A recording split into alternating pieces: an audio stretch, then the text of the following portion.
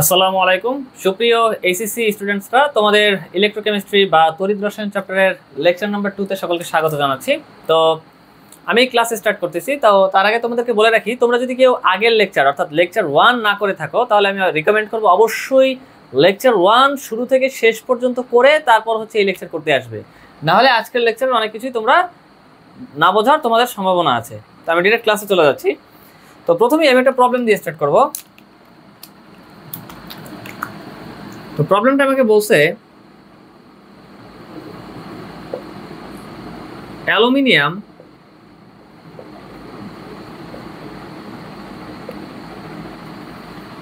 পাত্রে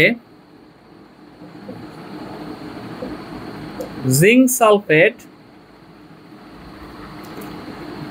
সালফেট দ্রবণ রাখা যাবে কিনা।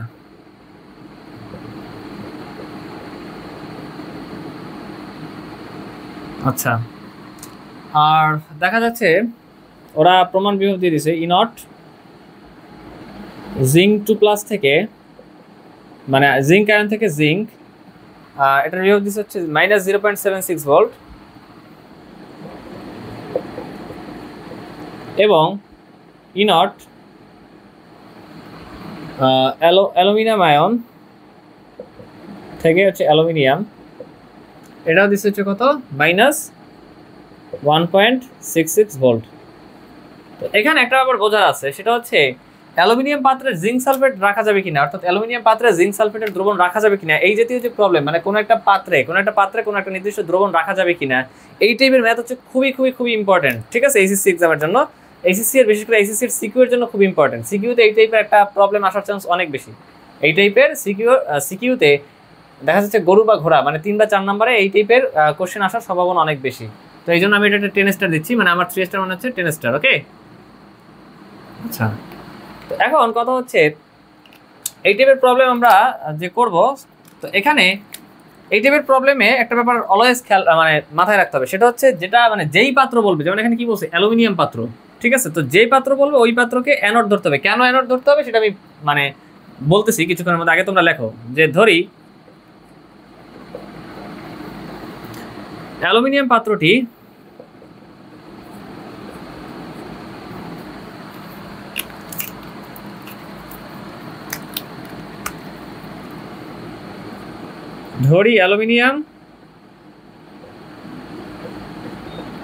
পাত্রটি অ্যানোড হিসেবে কাজ করে।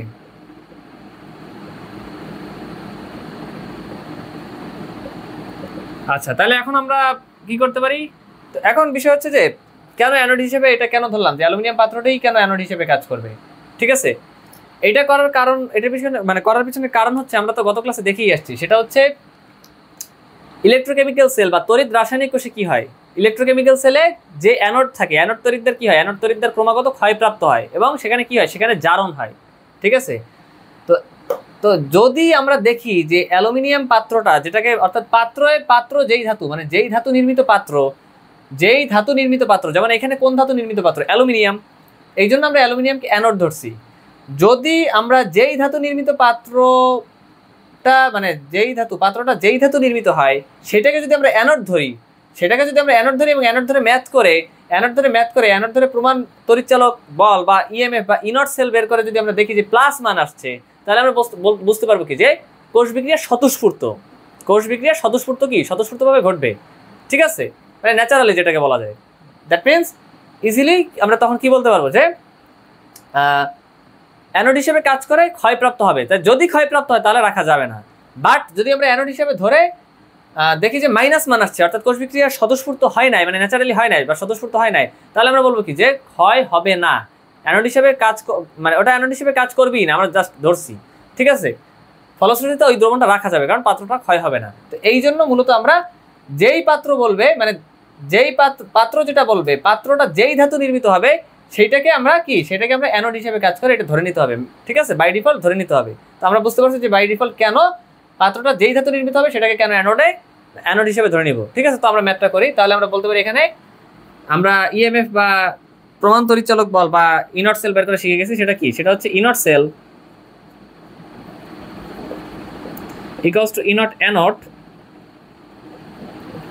অ্যানোডে কি হয়, জারণ বিভব প্লাস ইনট ক্যাথোড। ক্যাথোডে কি হয়? ক্যাথোডে হয় হচ্ছে বিজারণ। তোমরা কিন্তু এক্সামে মাস্ট এইগুলো কিন্তু লিখে দিবে। ক্যাথোডে হয় হচ্ছে বিজারণ বিভব। আচ্ছা, তাহলে এখন জারণ বিভব মানে কোন ধাতু? অ্যালুমিনিয়াম। তাহলে অ্যালুমিনিয়ামটা আমরা কি অ্যানোডে রাখবো, ঠিক আছে? তাহলে অ্যানোডে কি হবে? জারণ বিভব মাস্ট। এটা তো আমরা আগেই জানি। অ্যানোড কি হয়? অ্যানোডে জারণ হয়, অর্থাৎ ইলেকট্রনের ছাড়ন হয়, বা অ্যানোড কি ক্রমাগত ক্ষয়প্রাপ্ত হয়, আর ক্যাথোড ক্রমাগত বৃদ্ধিপ্রাপ্ত হয়। আচ্ছা, তো অ্যানোডে কি হবে? তাহলে ইনট, যাকে ধরছি কাকে? অ্যালুমিনিয়ামকে। তাহলে আমরা কি বলতে পারবো? জারণ হয়েছে মানে ইলেকট্রনগুলো ছাড়ছে অ্যালুমিনিয়াম থেকে অ্যালুমিনিয়াম, অ্যালুমিনিয়াম ধাতু থেকে অ্যালুমিনিয়াম আয়ন, অর্থাৎ অ্যালুমিনিয়াম থেকে অ্যালুমিনিয়াম 3+ আয়নে পরিণত হয়েছে। Plus E naught cathode. ক্যাথোডে কি হয়েছে? ইনট, বাকিটা কে ছিল? এই যে এটা, অর্থাৎ জিঙ্ক আয়ন থেকে, এটা তো ঠিকই আছে, মানে জিঙ্ক আয়ন থেকে জিঙ্কে পরিণত হয়েছে, ইলেকট্রন গ্রহণ করছে, ভালো কথা, অর্থাৎ বিজারণ হয়েছে, বিজারণ বিভব, আর এটা জারণ বিভব। আচ্ছা, তাহলে এখন অ্যালুমিনিয়াম থেকে অ্যালুমিনিয়াম 3+, মানে অ্যালুমিনিয়াম থেকে অ্যালুমিনিয়াম আয়ন, বাট এখানে কি দিছে? এখানে জারণ বিভব, বাট এখানে কি দিছে? বিজারণ বিভব, অর্থাৎ ইলেকট্রন গ্রহণ করছে। অ্যালুমিনিয়াম 3+ ছিল, এটা গ্রহণ করে অ্যালুমিনিয়াম পরিণত হয়েছে, মানে অ্যালুমিনিয়াম আয়ন থেকে অ্যালুমিনিয়াম ধাতুতে পরিণত হয়েছে। এখানে দেওয়া বিজারণ বিভব, বাট এখানে কি দেওয়া? জারণ বিভব, মানে অ্যালুমিনিয়াম থেকে ইলেকট্রন ত্যাগ করে অ্যালুমিনিয়াম আয়ন, অ্যালুমিনিয়াম 3+ পরিণত হয়েছে, মানে ক্যাটায়ন, ঠিক আছে? অর্থাৎ এটা কি? এটা মাস্ট উল্টে দিতে হবে। এখানে জারণ বিভব, এখানে দেওয়া আছে বিজারণ বিভব, তাহলে এটা উল্টাই দিতে হবে, অর্থাৎ -1.66 আছে, বাট এটা দিলে হবে না, দিতে হবে কি? +1.66, ঠিক আছে? আর হচ্ছে জিঙ্ক আয়ন থেকে জিঙ্ক, মানে জিঙ্ক আয়ন থেকে জিঙ্ক, ঠিক আছে? অর্থাৎ কি? প্লাসে মাইনাসে -0.76। এখন এটা ক্যালকুলেশন করে দেখো কত আসে আনসার।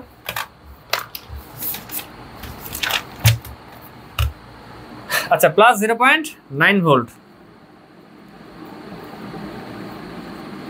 +0.9 ভোল্ট। তাহলে কি হবে? অবশ্যই কোষ বিক্রিয়া স্বতঃস্ফূর্ত হবে, কারণ যেটার আমরা অ্যানোড ধরছি, অ্যালুমিনিয়াম পাত্রের আমরা অ্যানোড ধরছি, ঠিক আছে? অ্যালুমিনিয়াম পাত্রের আমরা কি করছিলাম?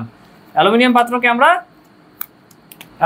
আমরা এটা তো মাস্ট ম্যান্ডেটরি ধরতে হবে, অর্থাৎ যেই মানে পাত্রটা যেই ধাতু নির্মিত, ঠিক আছে, সেটাকে আমরা কি অ্যানোডে, মানে অ্যানোড হিসেবে ক্রিয়া করে বা অ্যানোড হিসেবে কাজ করে, সেটা ধরে ম্যাথটা করতে হয়েছে। তো করে দেখলাম কি, যে আসলেই মানটা প্লাস হয়েছে, অর্থাৎ মানটা এখানে অ্যানোড হিসেবে ধরে ম্যাথ করার পর আমরা দেখলাম যে মানটা প্লাস আসছে, তার মানে কি? কোষ বিক্রিয়া স্বতঃস্ফূর্ত হবে।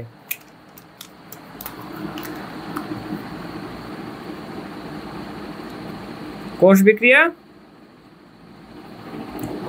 স্বতঃস্ফূর্ত, এটা মাস্ট লিখে দিবে, কোষ বিক্রিয়া স্বতঃস্ফূর্ত হবে। অর্থাৎ তার মানে কি বুঝলাম? যে অর্থাৎ এই যে তোমরা নিচে লেখো, আমার জায়গা নিয়ে দেখে এখানে লিখতেছি, অর্থাৎ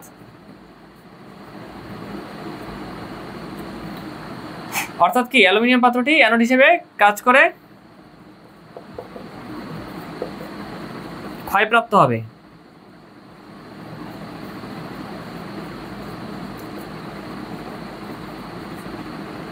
অ্যালুমিনিয়াম পাত্রটি অ্যানোড হিসেবে কাজ করে ক্ষয়প্রাপ্ত হবে। কাজেই কি? কাজেই অ্যালুমিনিয়াম পাত্রে জিঙ্ক সালফেট রাখা যাবে না। অ্যালুমিনিয়াম পাত্রে জিঙ্ক সালফেটের দ্রবণ রাখা যাবে না। কিন্তু যদি দেখতাম যে এখানে মানটা আসছে নেগেটিভ, তার মানে কি? অ্যানোড হিসেবে ধরছি ঠিকই, কিন্তু কোষ বিক্রিয়া স্বতঃস্ফূর্ত হয় না, অর্থাৎ এই কোষ বিক্রিয়া স্বতঃস্ফূর্ত যদি মাইনাস মান দেখতাম, তাহলে আমরা বুঝতাম যে অ্যানোড হিসেবে ধরছি ঠিকই, বাট কোষ বিক্রিয়া কি স্বতঃস্ফূর্ত হয় না, অর্থাৎ তখন কি? তখন ক্ষয়প্রাপ্ত হইতো না। তাই ক্ষয়প্রাপ্ত যদি না হয় তাহলে তো রাখা যাবে, এই হচ্ছে বিষয়। তো একবারে সিম্পল অ্যান্ড মারাত্মক ইজি ম্যাথ। এই ধরনের ম্যাথই মানে আসে, এই ধরনের ম্যাথই অনেক প্রচুর আসে, ঠিক আছে? আচ্ছা, তো আমি এখন এই ম্যাথটা মুছে দিচ্ছি, আমি একটা পরের প্রবলেমে যাই।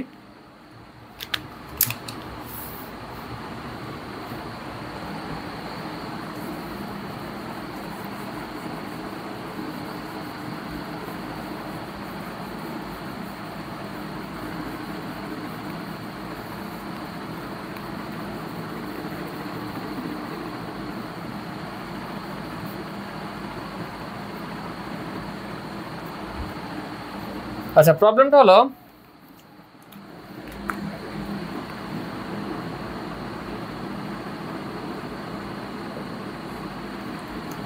দস্তা নির্মিত পাত্রে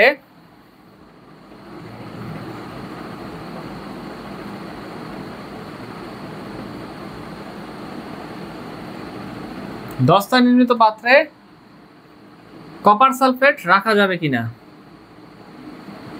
দস্তা নির্মিত পাত্রে কপার সালফেটের দ্রবণ রাখা যাবে কিনা? এবং এখানে ওরা বিভব দিয়ে দিছে, সেটা হচ্ছে ইনট জিঙ্ক থেকে জিঙ্ক 2 প্লাস। আচ্ছা, মানে জারণ বিভব দিছে জিঙ্ক থেকে জিঙ্ক আয়ন আর কি, zinc 2 plus equals to 0.76 volt. এটা তো মুখস্থ মান, হোয়াটএভার। আর হচ্ছে ইনট কপার থেকে কপার 2 প্লাস, এটার মান দেওয়া আছে কত, 0.34 ভোল্ট। আচ্ছা, তাহলে প্রসিডিউর তো আমাদের সেম থাকবে। সলিউশনে যাই, সেটা কি যে আমাদের এই যে দস্তা নির্মিত পাত্র, তাহলে পাত্রটা আমি বলছি কি, পাত্রটা যেই ধাতু দ্বারা নির্মিত হবে সেটাকে কিসে রাখবো আমরা, অ্যানোডে। কেন রাখবো সেটা হচ্ছে এসেনশিয়াল কনসেপ্ট বা বেসিক হচ্ছে আমাদের ক্লিয়ার, আলহামদুলিল্লাহ। তাহলে এখন দস্তা নির্মিত পাত্র, অর্থাৎ পাত্রটা কি কোন ধাতু নির্মিত, দস্তা, তাহলে অবশ্যই আমাদের দস্তা যেটা আছে এটাকে কি, এটাকে আমাদের অ্যানোডে রাখতে হবে। তাহলে এখন আমরা কাজ শুরু করে দিই। আচ্ছা, তো কাজ শুরু করে লিখি যে ধরি দস্তা নির্মিত পাত্রটি অ্যানোড হিসেবে কাজ করবে। এখন আমাদের প্রমাণ তড়িৎচালক বল বা ইএমএফ বা ইনট সেল বের করে দেখতে হবে যে আসলেই কাজ করে কিনা। যদি আসলেই কাজ করে তাহলে তারা ক্ষয়প্রাপ্ত হবে, ঠিক না, যদি কোষ বিক্রিয়া স্বতঃস্ফূর্ত হয়। ব্যাস, তো আমরা সেটাই চেক করি। তাহলে আমরা বলতে পারি যে E naught cell equals to E naught anode. ইনট anode মানে কি, অ্যানোডে কোন বিভব হয় আমরা সেই গত ক্লাস থেকে দেখে আসছি, জারণ বিভব প্লাস ইনট ক্যাথোড। ইনট ক্যাথোড মানে এখানে কোন বিভব হয়, বিজারণ বিভব। আচ্ছা, তো এখন কথা হচ্ছে অ্যানোডে আমরা দস্তা কি, দস্তা মানে কি, দস্তা মানে হলো জিঙ্ক, ঠিক আছে। তাহলে জারণ বিভব অর্থাৎ ইনট জিঙ্ক থেকে অবশ্যই কি জিঙ্ক আয়ন, অর্থাৎ জিঙ্ক থেকে জিঙ্ক 2 প্লাস। ওকে, তাহলে এখানে জিঙ্ক থেকে জিঙ্ক 2 প্লাসই দেওয়া আছে। আচ্ছা, এটার পরে আসছে ইনট ক্যাথোড। ক্যাথোড মানে কি, ক্যাথোডে কি হবে, বিজারণ। বিজারণ মানে কি, বিজারণ মানে ইলেকট্রনের গ্রহণ, আর জারণ মানে ইলেকট্রনের ছাড়ন। আচ্ছা, তাহলে কি ইলেকট্রনের গ্রহণ, বাট এখানে কি দেওয়া আছে, কপার থেকে কপার 2 প্লাস। এখানে দেওয়া আছে জারণ বিভব, বাট আমাদের তো জারণ বিভব হইলে হবে না। বিজারণ মানে কি ইলেকট্রনের গ্রহণ, অর্থাৎ কপার আয়ন থেকে কপার, ঠিক আছে। এটা আমরা গত ক্লাস থেকে দেখে আসছি, হোয়াটএভার। তাহলে এখন জিঙ্ক থেকে জিঙ্ক 2 প্লাস, তাহলে এখন এই মানটা কত, জিঙ্ক থেকে জিঙ্ক 2 প্লাস অর্থাৎ 0.76, মানে জারণ বিভব। আর প্লাস এই যে এখানে দেওয়া আছে বিজারণ বিভব, মানে কপার আয়ন থেকে কপার, অর্থাৎ বা সহজে বললে কপার 2 প্লাস থেকে কপার, বাট এখানে দেওয়া আছে কপার থেকে কপার 2 প্লাস, মানে এখানে দেওয়া আছে জারণ বিভব। তাহলে এটা কি উল্টে যাবে, এটা কি উল্টে যাবে, অর্থাৎ এখানে দেওয়া আছে প্লাস 0.34, কিছু নাই মানে প্লাস আছে, তাহলে প্লাস 0.34। বাট যেহেতু এখানে দেওয়া আছে জারণ বিভব, বাট আমাদের কাজে লাগতেছে বিজারণ বিভব, এই জন্য অবশ্যই কি এটা উল্টে যাবে, অর্থাৎ প্লাস থেকে এটা মাইনাস হয়ে যাবে। তাহলে এখানে লিখবো মাইনাস 0.34। তাহলে এখানে কি প্লাস মাইনাস মাইনাস, অর্থাৎ 0.76 মাইনাস 0.34। তাহলে এখানে কত আসে, প্লাস 0.42 প্লাস 0.42 ভোল্ট। তাহলে এখানেও আমরা কি দেখলাম যে মানটা প্লাস আসছে, মানটা কি আসছে, প্লাস আসছে, মানটা প্লাস আসছে। তাই মানটা যেহেতু প্লাস আসছে তার মানে কি, তার মানে কোষ বিক্রিয়া স্বতঃস্ফূর্ত হবে, কোষ বিক্রিয়া স্বতঃস্ফূর্ত হবে।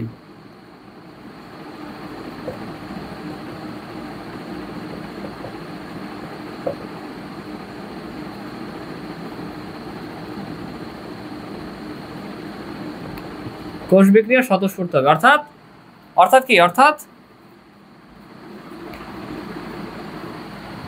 অর্থাৎ হচ্ছে এই যে দস্তা নির্মিত পাত্রটি অ্যানোড হিসেবে কাজ করে কি, অবশ্যই যেহেতু স্বতঃস্ফূর্ত, অর্থাৎ আসলেই দস্তা নির্মিত পাত্রটি কি অ্যানোড হিসেবে কাজ করবে, মানে ন্যাচারালি কাজটা হয়ে যাচ্ছে, মানে স্বতঃস্ফূর্তভাবে, ঠিক আছে। তাহলে অর্থাৎ বাট যদি নেগেটিভ আসতো তার মানে আমরা ধরছি ঠিকই অ্যানোড হিসেবে, ম্যাথ করার সুবিধার্থে, প্রবলেমটা সলভ করার সুবিধার্থে আমরা ধরছি ঠিকই দস্তা নির্মিত পাত্রটাকে অ্যানোড হিসেবে, কিন্তু প্রকৃতপক্ষে দেখা যাচ্ছে যে ও অ্যানোড হিসেবে কাজ করে না, মানে কাজ করতো না। কখন, যদি এটার মানটা নেগেটিভ আসতো, তো তখন হচ্ছে কি, তখন রাখা যেত, কারণ পাত্রটা ক্ষয় হইতো না। কিন্তু এখানে ঠিকই অ্যানোড হিসেবে কাজ করে, আর যদি অ্যানোড হিসেবে কাজ করে তাহলে কি দস্তা নির্মিত পাত্রটা কি ক্রমাগত ক্ষয়প্রাপ্ত হবে, তাহলে তা রাখা যাবে না। তাহলে আমরা বলতে পারি এইটাই আর কি, যেহেতু কোষ বিক্রিয়া স্বতঃস্ফূর্ত হয়েছে, তাহলে এখন আমরা কি বলতে পারি যে দস্তা নির্মিত মানে অর্থাৎ দস্তা নির্মিত পাত্রটি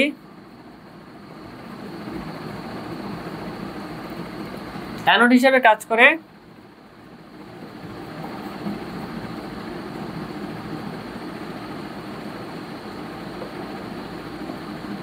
ক্ষয়প্রাপ্ত হবে।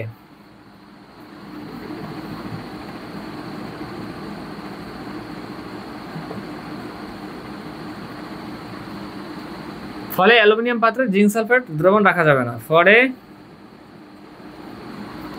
অ্যালুমিনিয়াম পাত্রে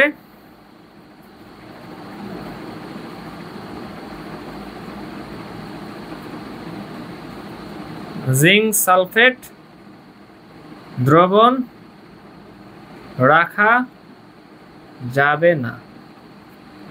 আচ্ছা, তো তোমরা এটা লিখে নাও, আমি কিছুক্ষণ সময় দিলাম।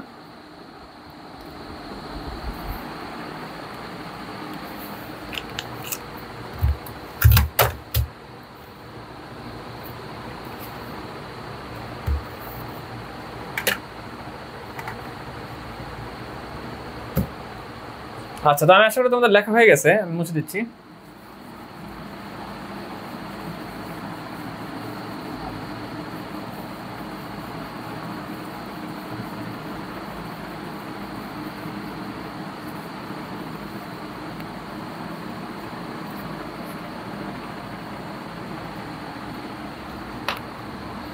তো এখন আমাদের একটা টাইপ খুব ইম্পর্টেন্ট।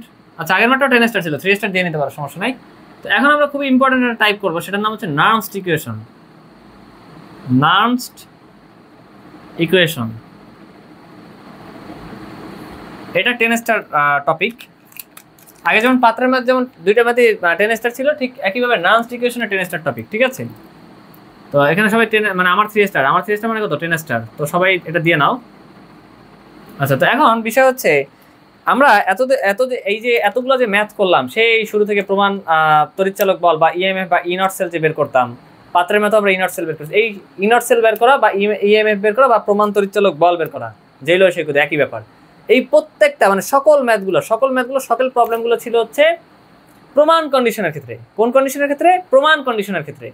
বাট নার্নস্ট ইকুয়েশনটা আসলে প্রমাণ কন্ডিশন এর ক্ষেত্রে হয় না, ঠিক আছে? অর্থাৎ আমরা সাধারণত ইনট সেল, ইএমএফ বা ইনট সেল বের করি, বাট নার্নস্ট ইকুয়েশনে আমরা ইনট সেল না, ই সেল, ঠিক আছে? নর্মালি দেখা যাচ্ছে যে প্রমাণ কন্ডিশন ব্যতীত, প্রমাণ কন্ডিশন ছাড়া অন্য একটা কন্ডিশনের ক্ষেত্রে, অর্থাৎ আমরা সেই অন্য একটা কন্ডিশনের বেলায় দেখা যাচ্ছে ই সেল যে বের করি, সেটাই হচ্ছে মূলত কি নার্নস্ট ইকুয়েশনের সেই ই সেল, বা যে কোনো কন্ডিশনের ক্ষেত্রে প্রমাণ, মানে যে কোনো কন্ডিশনের ক্ষেত্রে আমাদের ই সেল বের করা, ঠিক আছে, বা হচ্ছে কি তড়িৎচালক বল বের করা কোষের, সেটার জন্য হচ্ছে আমরা নার্নস্ট ইকুয়েশনের সাহায্য নিয়ে থাকি। বাট প্রমাণ কন্ডিশন যদি হয় তাহলে হচ্ছে ইনট সেল, অর্থাৎ প্রমাণ কন্ডিশন বা প্রমাণ তড়িৎচালক বল বের করি, ঠিক আছে? বাট প্রমাণ কন্ডিশন যদি না হয় সেক্ষেত্রে আমরা মাস্ট ই সেল বের করি, এবং সেক্ষেত্রে কি নার্নস্ট ইকুয়েশনের সাহায্য নেই। বাট এখন আমাদের অনেক জটিল লাগতেছে। বাট কথা হচ্ছে তোমরা জাস্ট 5 মিনিটস জাস্ট গভীর মনোযোগ সহকারে গল্পের মতো শুনতে থাকো, একদম মারাত্মক লেভেলের ইজি হয়ে যাবে ইনশাআল্লাহ। তো খেয়াল করো, আমরা একটা ইলেকট্রোকেমিক্যাল সেল আঁকি। ইলেকট্রোকেমিক্যাল সেলে কি দুটো অর্ধকোষ থাকে, বাট সহজে বলে দুটো পাত্র থাকে, কাহিনী শেষ। হ্যাঁ, এখানে বললাম অ্যানোড কি? অ্যানোড হচ্ছে নেগেটিভ। সাপোজ অ্যানোড আমরা কি ব্যবহার করলাম? অ্যানোডে জিঙ্ক ব্যবহার করলাম। আর হচ্ছে এই তড়িৎদ্বারে জিঙ্ক ব্যবহার করছি, আর এখানে একটা তড়িৎদ্বার আছে, এখানে হচ্ছে আমরা কপার ধাতু ব্যবহার করলাম। অর্থাৎ জিঙ্ক অ্যানোড হিসেবে কাজ করবে, কপার হচ্ছে ক্যাথোড হিসেবে কাজ করবে। ক্যাথোড কি? ক্যাথোড হচ্ছে আমাদের পজিটিভ।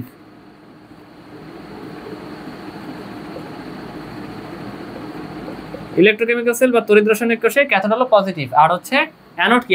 অ্যানোড হচ্ছে আমাদের নেগেটিভ। অ্যানোড হলো নেগেটিভ। আচ্ছা, তো এখন বিষয় হচ্ছে আচ্ছা, মাঝখানেটা কি করলাম? মাঝখানেটা ইউ আকৃতির কাঁচ নল, মানে লবণ সেতু দিলাম। এটা কি? এটা হচ্ছে সল্ট ব্রিজ বা লবণ সেতু বলে। সল্ট ব্রিজের মূলত ব্যাপারটা কি সেটা আমরা লাস্টে দেখবো ইনশাল্লাহ। এটা হচ্ছে সল্ট ব্রিজ, ঠিক আছে? আর হচ্ছে এদের এই যে মধ্যে একটা কানেকশন দিয়ে দিলাম, একটা বাল্ব দিয়ে দিলাম এখানে। আর এই বাল্বটা কি? এই সিম্পলি আর কি, জাস্ট নর্মালি আর কি বোঝার জন্য জ্বলতেছে। অর্থাৎ রাসায়নিক শক্তি বা কেমিক্যাল এনার্জি থেকে কিসে পরিণত হয়? রাসায়নিক শক্তি বা কেমিক্যাল এনার্জি থেকে বিদ্যুৎ শক্তি বা তড়িৎ শক্তি বা ইলেকট্রিক্যাল এনার্জিতে রূপান্তরিত হয় ইলেকট্রোকেমিক্যাল সেলে, ঠিক আছে? তো এই সেলটার নাম কি? আচ্ছা, তো কপারের জন্য কি? অবশ্যই কপারের দ্রবণ থাকতে হবে, কপার সালফেট। এবং জিঙ্কের জন্য অবশ্যই জিঙ্কের দ্রবণ থাকতে হবে, জিঙ্ক সালফেট। অ্যান্ড প্রমাণ কন্ডিশনের বেলায় এই যে দুইটা দ্রবণ অর্থাৎ কপার সালফেটের দ্রবণ আর জিঙ্ক সালফেটের দ্রবণ দুইটাই হচ্ছে 1 মোলার হইতে হবে। 1 মোলার মানে কি 1 মোল পার লিটার, 1 মোলার বা 1 মোল পার লিটার। আচ্ছা 1 মোল পার লিটার বা 1 মোলারের কোন দ্রবণ বলে? মোলার দ্রবণ বলে। যেমন 0.5 মোলার থাকলে কি হয়? সেমি মোলার দ্রবণ। 0.1 মোলার থাকলে ডেসিমোলার দ্রবণ এবং 0.01 মোলার থাকলে সেন্টিমোলার দ্রবণ। ঠিক একইভাবে যদি শুধু 1 মোলার থাকে তখন তাকে বলে অনলি মোলার দ্রবণ। তাহলে মোলার দ্রবণ থাকতে হবে অর্থাৎ 1 মোলার থাকতে হবে, এটা হচ্ছে প্রমাণ কন্ডিশন। বাট এখন একটু কঠিন লাগতেছে, বাট তোমরা জাস্ট কি লিখতে থাকো আর গভীর মনোযোগ সহকারে শুনতে থাকো। এখনো 2 মিনিট, এখনো 2 মিনিট তোমরা কি করবে? গভীর মনোযোগ সহকারে গল্পের মতো শুনতে থাকো যে আমি কি বলি আর কি লিখি। এখানে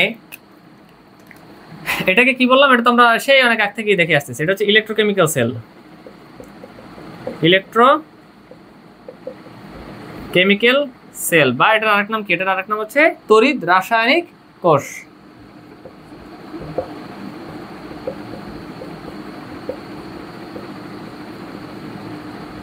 এটা আরেকটা নাম আছে, আরেকটা নাম কি? আরেকটা নাম হচ্ছে ড্যানিয়েল কোষ। এবং এটা আরো একটা নাম আছে, সেটার নাম হচ্ছে গ্যালভানিক কোষ। নামগুলো সুন্দর, মনে রাখা যায় ইজিলি। গ্যালভানিক কোষ, ঠিক আছে। এখন বিষয় হচ্ছে প্রমাণ বিজারণ বিভাগের 3টা টার্মস আছে। আমরা যে এই যে ইনট সেল মানে প্রমাণ বিজারণ বিভাগ বা ইনট সেল যে বের করতাম, সেটার জন্য 3টা কন্ডিশনস মাস্ট অ্যাপ্লাই হয়, ঠিক আছে। তো সেটা এখানে আমি লিখি যে প্রমাণ বিজারণ বিভাগের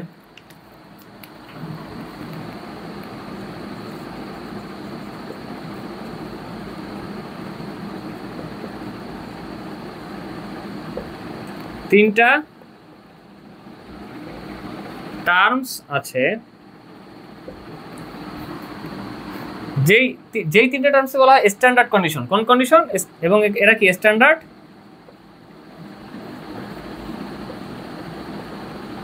কন্ডিশন, ওকে। এবং কথা হচ্ছে সেই 3টা টার্মস মানে যেই 3টা টার্মসের সম্বন্ধে আমরা বলতে পারি স্ট্যান্ডার্ড কন্ডিশন, সেটা হইতে হইলে কি লাগে? সেটা হইতে হইলে টেম্পারেচার লাগে 25 ডিগ্রি সেলসিয়াস, টেম্পারেচার লাগে 25 ডিগ্রি সেলসিয়াস। কেলভিনে কত? 298 কেলভিন, মানে 273 এর সাথে 25 যোগ অর্থাৎ 298 কেলভিন। চাপ এরপর হচ্ছে আমাদের এই যে দ্রবণের ঘনমাত্রা লাগে হচ্ছে 1 মোলার। কত মোলার? 1 মোলার দ্রবণ লাগে, ঠিক আছে। এবং মানে টেম্পারেচার লাগে 25 ডিগ্রি সেলসিয়াস, এটা হচ্ছে কি তাপমাত্রা 25 ডিগ্রি সেলসিয়াস বা 298 কেলভিন। ঘনমাত্রা কনসেন্ট্রেশন লাগে হচ্ছে 1 মোলার বা 1 মোল পার লিটার, 1 মোলার বা মোলার দ্রবণ। আর দেখা যাচ্ছে যে দ্রবণের যে মানে দ্রবণের ঘনমাত্রা দেখলাম, আর প্রেশার লাগে হচ্ছে 1 atm বা 1 অ্যাটমসফিয়ারিক প্রেশার, ঠিক আছে। এই 3টা কন্ডিশন আমরা যে এর আগে যা কিছু করছি, যেই প্রবলেমগুলোই করছি, আমরা ইনট সেল বের করতাম, ইনট সেল ইএমএফ বা ইনট সেল বের করতাম অর্থাৎ প্রমাণ তড়িৎচালক বল। সেই ক্ষেত্রে আমাদের কিছু দেওয়া থাকতো না, মানে এই 3টা কন্ডিশন এখানে অ্যাপ্লাই হইতো। যেমন আমরা বাটির ম্যাথ করছি, বাটিতে মানে পাত্রে রাখা যাবে কি যাবে না, ঠিক আছে। তারপর হচ্ছে আমরা এর আগে ইনট সেল বের করতাম অর্থাৎ প্রমাণ তড়িৎচালক বল বা ইএমএফ। বাটির ম্যাথেও আমাদের ইনট সেল বা প্রমাণ তড়িৎচালক বল বের করা লাগছে। তো ওখানে কিচ্ছু দেওয়া ছিল না, মানে কিচ্ছু দেওয়া নাই, মানে জাস্ট সিম্পলি এই 3টা কন্ডিশন আছে, এই 3টা কন্ডিশন আছে, মানে বাই ডিফল্ট দেওয়া আছে। এই জন্য মনে করবো যে প্রমাণ তড়িৎচালক বল বা ইনট সেল বের করতেছো, তার মানে কিচ্ছু দেওয়া নাই, মানে ইনট সেল আমরা বের করবো, অর্থাৎ বাই ডিফল্ট এই 3টা দেওয়া আছে, এই জন্য কিছু কোশ্চেনে দেওয়া নেই, ঠিক আছে। কিন্তু যদি এই 3টা কন্ডিশনের কোনো সিঙ্গেল একটা কন্ডিশন যদি মানে ব্যত্যয় ঘটে, তখন আর সেই ইনট সেল বের করে ওই ম্যাথটা বা ওই প্রবলেমটা করা হয় না, তখন নর্মালি ই সেল বের করা হয়, ঠিক আছে। তো এটা হচ্ছে ব্যাপার। তো এই নোটটা লিখে নাও যে প্রবলেমে স্ট্যান্ডার্ড কন্ডিশনের ব্যতিক্রম ঘটলে, এই যে স্ট্যান্ডার্ড কন্ডিশন, এই 3টা আছে কি স্ট্যান্ডার্ড কন্ডিশন, ঠিক আছে। নোটটা লিখে নাও যে প্রবলেমে মানে প্রবলেম বা ম্যাথ করতে গেলে এই স্ট্যান্ডার্ড কন্ডিশনের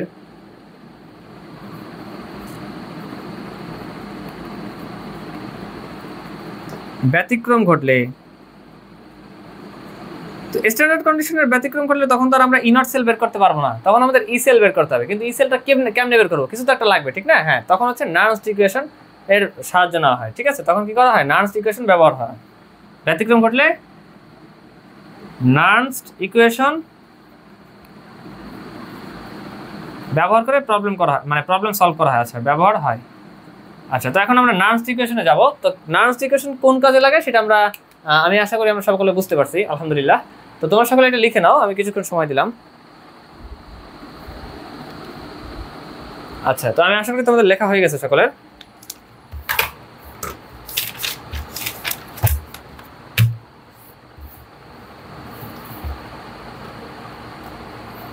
আচ্ছা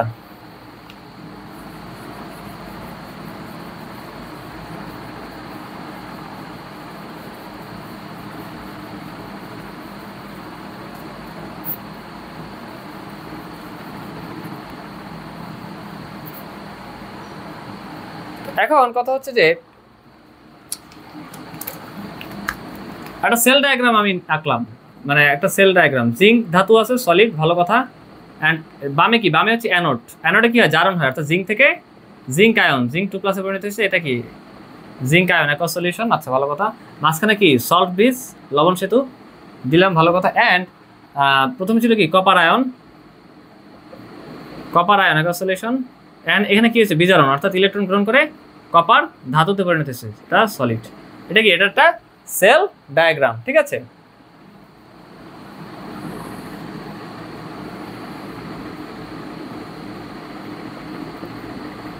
সেল ডায়াগ্রাম। তো এটা তো আমরা একদম কথা হচ্ছে ভাজা ভাজা করে ফেলছি এই পর্যন্ত, ঠিক না? তো এখন কথা হচ্ছে কোষ বিক্রিয়া কি, তা তো ভাজা ভাজা করে ফেলছি। তাহলে কোষ বিক্রিয়াটা আমরা করি, ডিরেক্ট করি। অ্যানোড আর ক্যাথোড আলাদা আলাদা করতেছি না, ডিরেক্ট করে ফেলি। সেটা হচ্ছে অ্যানোডে কি হয়েছে, জারণ হয়েছে, অর্থাৎ কোষ বিক্রিয়া হচ্ছে জিঙ্ক সলিড ছিল, জিঙ্ক সলিড ছিল, এই ইলেকট্রন ত্যাগ করে কি জিঙ্ক আয়নে পরিণত হয়েছে, ঠিক না? অর্থাৎ জিঙ্ক কি, এটা জিঙ্কের কি হয়েছে, মানে যে অ্যানোডে ছিল তার জারণ হয়েছে, মানে ইলেকট্রনের ছাড়ন, ইলেকট্রন ত্যাগ করে জিঙ্ক 2+ পরিণত হয়েছে, ভালো কথা। তোমাদের যদি প্রবলেম হয় তাহলে তোমরা যে অ্যানোড আর ক্যাথোড আলাদা আলাদা করে দেন হচ্ছে এইভাবে করতে পারো, ঠিক আছে। দেন হচ্ছে এটা কি কপার আয়ন ছিল, অ্যান্ড ইলেকট্রন গ্রহণ করে কপার ধাতুতে পরিণত হয়েছে, ঠিক না? এই তো এটা হচ্ছে সেল ডায়াগ্রাম। আর এটা কি, এটা হচ্ছে কোষ বিক্রিয়া, যেটা আমরা আগের ক্লাস থেকে শিখে আসছি, মারাত্মক কিছু। অর্থাৎ অ্যানোডের জারণ হয়েছে, একসাথে লিখে দিচ্ছি, ভালো। বাট বিক্রিয়ার ক্ষেত্রে কি হয়েছে, জিঙ্ক ইলেকট্রন ত্যাগ করছে, দুটি ইলেকট্রন ত্যাগ করে জিঙ্ক 2+, মানে জিঙ্ক আয়ন বা জিঙ্ক 2+ পরিণত হয়েছে। আর কপার কি, আগে থেকে আয়ন ছিল কপার 2+ বা কপার আয়ন ছিল, এ হচ্ছে ইলেকট্রন, ওই যে জিঙ্কের যে ত্যাগকৃত দুটি ইলেকট্রন, সেই দুটি ইলেকট্রন ত্যাগ করে কপার ধাতুতে পরিণত হয়েছে, ঠিক আছে। অর্থাৎ অ্যানোড ক্রমাগত ক্ষয়প্রাপ্ত হয়েছে, আর ক্যাথোড হচ্ছে ক্রমাগত বৃদ্ধিপ্রাপ্ত হয়েছে, হোয়াটএভার। তো এখন কথা হচ্ছে আমরা কেমিস্ট্রি ফার্স্ট পেপারে 4 নম্বর চ্যাপ্টার সকলে করছি, ওই যে কেপিকেসির ম্যাথ ছিল, ঠিক আছে। সেখানে কি রাসায়নিক সাম্যাবস্থার ক্ষেত্রে আমরা কি সাম্য ধ্রুবক বের করতাম, কেপিকেসি, ঠিক আছে। বাট আমরা যে কোনো কন্ডিশনের ক্ষেত্রে যে কোনো কন্ডিশনের ক্ষেত্রে দেখা যাচ্ছে আমরা কোশেন্ট বের করি। কি বের করি, কোশেন্ট, যেটাকে হচ্ছে আমরা লিখেছি কিউ দ্বারা, কি দ্বারা, কিউ দ্বারা, ঠিক আছে। আচ্ছা কিউ দ্বারা যদি আমরা লিখি, অ্যান্ড ওই যে কেপিকেসি যেভাবে বের করতাম, কেসির যে এক্সাম্পলটা খেয়াল ছিল আমাদের, ঠিক ওইভাবেই দেখা যাচ্ছে আমরা কোশেন্টটাও বের করবো। বাট কথা হচ্ছে কেসি কি ছিল, কেসি ছিল হচ্ছে সাম্যাবস্থার ক্ষেত্রে, বাট কোশেন্টটা সাম্যাবস্থা না, সকল কন্ডিশনের ক্ষেত্রেই দেখা যাচ্ছে কি মানে অ্যাপ্লিকেবল। আচ্ছা তো কথা হচ্ছে এখানে কি উৎপাদ ওইটার সাথে মানে বের করার, কোশেন্টটা বের করার প্রসিডিউরটা একদম ঠিক ওইটার সাথে মানে মিল সম্পন্ন। সেটা হচ্ছে কিসের সাথে, ওই যে কেসি যে বের করতাম আমরা সাম্যাবস্থায়, ধ্রুবক, সাম্য ধ্রুবক, হোয়াটএভার, ওদিকে আমি যাচ্ছি না। তো এখানে কি উপরে প্রোডাক্ট সাইড বা উৎপাদ সাইড, অর্থাৎ জিঙ্ক 2+ মানে ঘনমাত্রা, ঠিক আছে, ইন্টু কপার, মানে সলিড কি, সলিড আমরা কিন্তু ধরতাম না, কারণ কি, কারণ এটারে মানে যারা সলিড তাদের কি মানে 1 দ্বারা গুণ করা লাগে, ঠিক না। আর হচ্ছে বামে কি জিঙ্কের ঘনমাত্রা, সলিড কি 1 দ্বারা গুণ করা লাগে, আচ্ছা, ইন্টু কপার।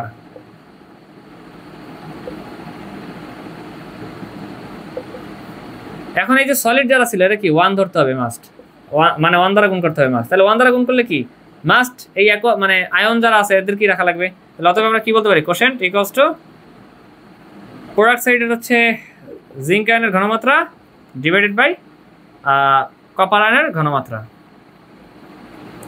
তো এই কিউটারে কি বলি আমরা, কোশেন্ট।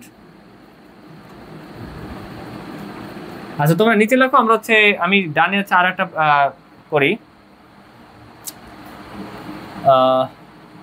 না আমি হচ্ছে মুছে দিচ্ছি, তোমরা এতটুকু লিখো, সময় দিলাম। আচ্ছা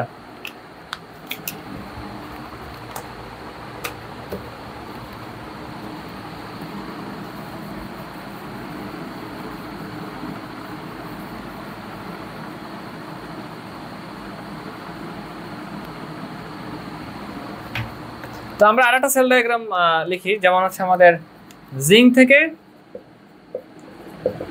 জিঙ্ক আয়ন হ্যাঁ মানে জার্ন হচ্ছে সল্ট ব্রিজ, দেন হচ্ছে সিলভার আয়ন থেকে সিলভার, এটা কি এটা সেল ডায়াগ্রাম। ও আচ্ছা, এখানে তো আমরা এটা রাখাটা ঠিক হয় নাই, তাহলে এটার সাথে মিল চলে যাচ্ছে, ঠিক না?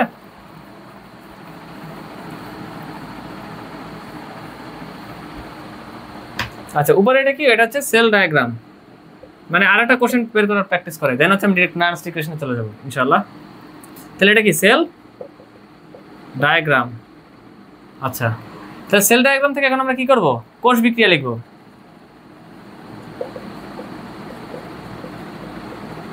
আচ্ছা এখন কথা হচ্ছে সেল ডায়াগ্রামে কি বামে অবশ্যই অ্যানোড থেকে ডানে ক্যাথোড থাকে, ঠিক আছে, আর মাঝখানে কি লবণ সেতু বা সল্ট ব্রিজ, ঠিক আছে ওকে। তাহলে এখন কোষ বিক্রিয়া অ্যানোডের কি হয়েছে, অ্যানোডের জার্ন হয়েছে, অর্থাৎ জিঙ্ক থেকে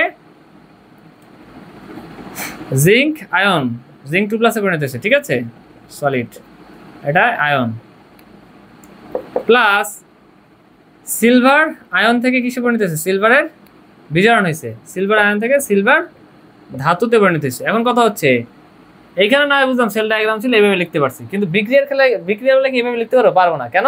কারণ জিঙ্ক ধাতু ইলেকট্রন ত্যাগ করছে 2টা, বাট সিলভার আছে একটা, এবং সিলভার কি শুধু মানে সিলভার জাস্ট +1, তাহলে তো হলো না, তাহলে এই জন্য কি আগে 2 দিতে হবে। তাহলে এবার ঠিক আছে, অর্থাৎ দুইটা এই যে 2টা ইলেকট্রন মানে জিঙ্ক ধাতুর ত্যাগকৃত 2টা ইলেকট্রন, হ্যাঁ 2টা সিলভার প্লাস এরা কি গ্রহণ করে 2 মল মানে 2 মল বা 2 মলিকুলার কি অফ সিলভার ধাতুতে পরিণত হচ্ছে, ঠিক আছে, এটা হলো বিষয়। মানে বিক্রিয়ার ক্ষেত্রে মাস্ট সমতা করা লাগবে, কিন্তু সেল ডায়াগ্রামে না লিখলে কোনো প্রবলেম নাই। অ্যান্ড ভোল্টেজ বের করা বা ভোল্ট বের করার সময় হচ্ছে 2 বা 1 কোনো কিছু দ্বারা গুণ করা যাবে না। কেন যাবে না? কারণ ওখানে আমরা শুধু ভোল্ট নিয়ে ডিল করতেছি, ঠিক আছে, জারণ বিজারণ সমতা করতেছি না। বাট এখানে বিক্রিয়া কি করতেছি, জারণ বিজারণ সমতা করতেছি, এই জন্য আমরা কি এইখানে 2 দ্বারা গুণ করছি। বাট যখন আমরা এই যে ইনট সেল বা এই ধরনের ম্যাথগুলো করবো, তখন কিন্তু আমরা ওই গুণটা আলাদাভাবে করবো না, কারণ তখন শুধু ভোল্ট নিয়ে ডিল হয়। এটা আমরা গত ক্লাসেও বলছি, আরো একবার বলে দিলাম, ঠিক আছে, তো ভুল করা যাবে না পরীক্ষা হলে। তো তোমরা এতটুকু লিখে নাও। তো এখন এখানে আমরা কোশ্চেন বের করি। তো এখানে কোশ্চেন হচ্ছে এখন কি আর ওই 1 দ্বারা গুণ এরকম হাবিজাবি করার তো সময় নাই, ঠিক না? আমরা সিম্পলি কি করব, আয়নগুলো নিব। তো প্রোডাক্ট সাইডে কি আয়ন আছে, জিঙ্ক আয়ন, জিঙ্ক 2+, আর এখানে এই যে বিক্রিয়ক সাইডে কি আয়ন আছে, সিলভার প্লাস, ঠিক আছে। এবং আমরা কেপিকিসি যখন করছি তখন আমরা দেখে আসছি এই যে মোল সংখ্যা কি পাওয়ার আকারে চলে যায়, তাহলে এটা পাওয়ার আকারে চলে যাবে। তো এইটাই হবে কি আমাদের কোশেন্ট। প্রশ্ন হলো এই কোশ্চেনগুলো কেন বের করে শিখলাম, এই কারণেই শিখছি কারণ আমাদের নার্স ইকুয়েশন সলভ করে ম্যাথ করতে কাজে লাগবে, ঠিক আছে। তো এখন আমি ডিরেক্ট নার্স ইকুয়েশনে চলে যাচ্ছি।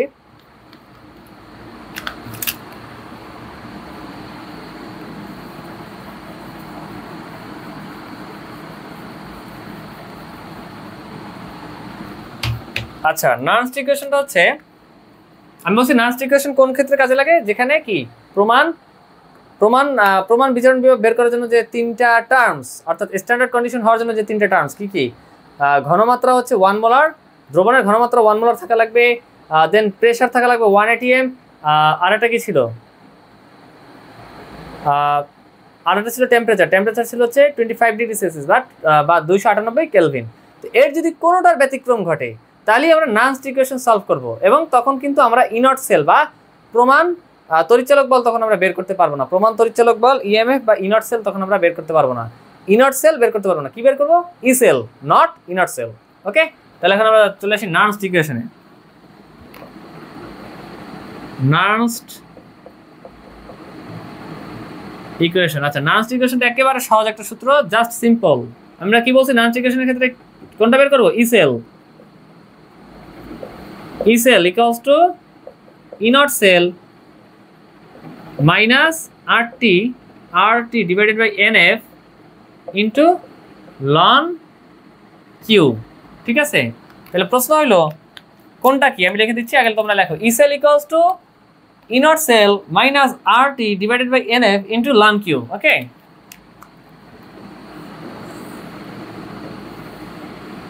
আচ্ছা প্রশ্ন হলো কোনটা কি। তো এখন কথা হচ্ছে যে নার্স ইকুয়েশনটা কোন ক্ষেত্রে আমরা বের করি, যে ক্ষেত্রে আমরা ইনট সেল মানে যে ক্ষেত্রে আমরা ইনট সেল না ই সেল আমরা বের করি। তাহলে ই সেল বের করতে হলে অবশ্যই কি ইনট সেল বা প্রমাণ কন্ডিশনের বা প্রমাণ তড়িৎচালক বলটা বের করে নিয়ে তারপর হচ্ছে ই সেলটা বের করা লাগবে, ঠিক আছে। তো এটাই হচ্ছে ব্যাপার। দেন মাইনাস আর টি, ঠিক আছে। আর কি, আর হচ্ছে সর্বজনীন কি মোলার গ্যাস ধ্রুবক 8.314 জুল পার কেলভিন পার মোল। টি হচ্ছে কি কেলভিন টেম্পারেচার। এন হচ্ছে electron involved in reaction. F হচ্ছে ফ্যারাড। আচ্ছা, ফ্যারাড কি? ফ্যারাড হচ্ছে চার্জ পরিমাপের বৃহত্তম একক, আর চার্জ পরিমাপের ক্ষুদ্রতম বা এসআই একক হচ্ছে কুলম্ব। ওকে, দেন হচ্ছে লন কিউ। তো কিউটা কি? কোশেন্ট। তো এই কারণে আমরা যে কোশেন্ট বের করাটা শিখছি। আচ্ছা, তো এখন আমি লিখে দিচ্ছি কোনটা কি, সবাই দ্রুত লিখবে। ই সেলটা কি যে কোনো কন্ডিশনের ক্ষেত্রে আমরা বের করি, ঠিক না? যে কোনো কন্ডিশনে তড়িৎচালক বল, যে কোনো কন্ডিশন। দেন ইনার্ট সেল কি? ইনার্ট সেল হচ্ছে প্রমাণ কন্ডিশনে তড়িৎচালক বল। ওকে, মানে প্রমাণ তড়িৎচালক বল যেটাকে বলে প্রমাণ কন্ডিশন। প্রমাণ কন্ডিশন কখন অ্যাপ্লিকেবল হয়? ওই যে আমি যে তিনটা টার্মস বলছিলাম, ওই তিনটা টার্মস মাস থাকা লাগে। আর কি? সর্বজনীন গ্যাস ধ্রুবক একক কি? মানে মান এবং একক কি? মান হচ্ছে 8.314, একক হচ্ছে জুল পার কেলভিন, মানে এসআইতে পার, সব এসআইতে যাচ্ছি, পার মোল। ঠিকই, টি হচ্ছে কেলভিন টেম্পারেচার বা কেলভিন তাপমাত্রা।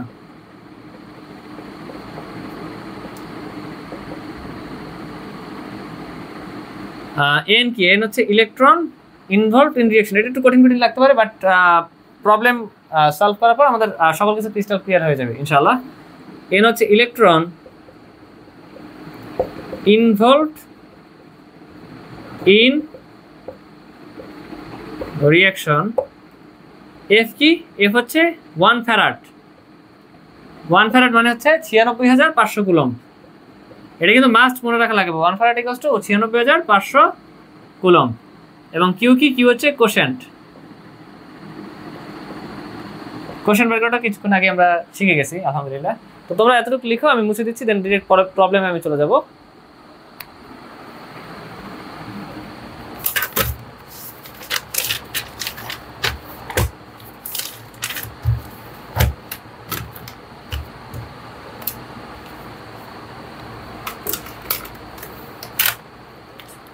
আচ্ছা, আমি আশা করি তোমাদের লেখা হয়ে গেছে, আমি মুছে দিচ্ছি।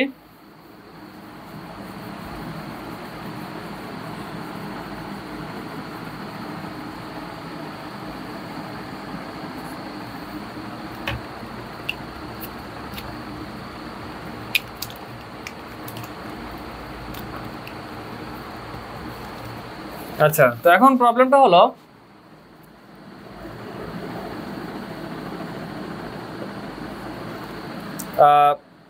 এখানে আমাদের দিচ্ছে ম্যাগনেসিয়াম ধাতু প্লাস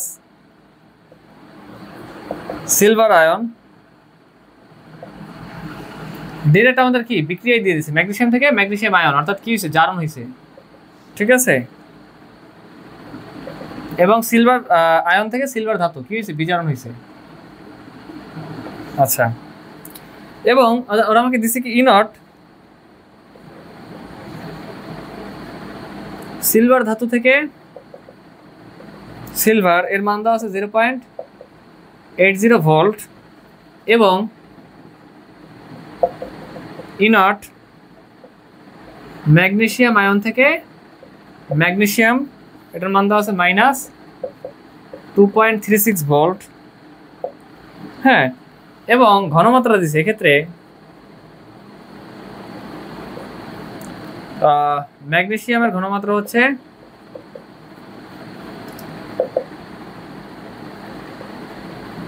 0.13 মোলার, এবং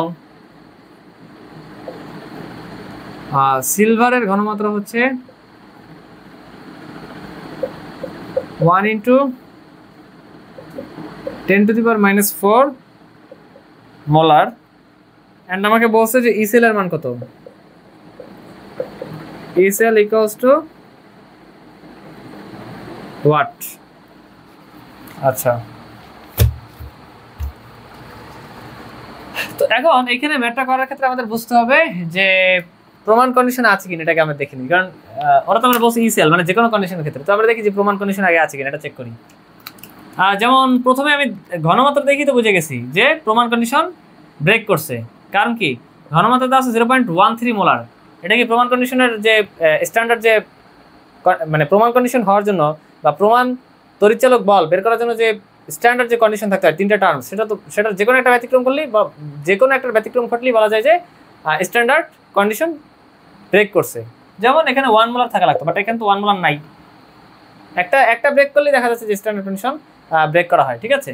আবার এখানে দেওয়া আছে 1 মোলার, বাট এটা তো 1 মোলার না, মানে 1 মোলার লাগতো কিন্তু 1 মোলার না, ঠিক আছে। অর্থাৎ ব্যতিক্রম মানে স্ট্যান্ডার্ড কন্ডিশন ব্রেক করছে, তার মানে এখানে আর ইনার্ট সেল বের করা যাবে না। তাহলে আমরা কি বের করবো? ই সেল বের করবো। অর্থাৎ তখন কোন দেখা যাচ্ছে যে কোন সমীকরণ বা কোন ইকুয়েশনের সাহায্যে নেব, সেটা হচ্ছে নানস্ট ইকুয়েশনের সাহায্যে নেব। তাহলে আমরা সলিউশন করি। সলিউশন আমরা কি জানি যে we know E cell equals to E naught cell minus R T by N F into ln Q. Okay, আচ্ছা ইনট সেল মানে কি? প্রমাণ তড়িৎচলক বল, এটা তো বের করা লাগবেই, এটা আমরা পরে বের করি, আগে লন কিউর মানটা বসাই, ঠিক আছে।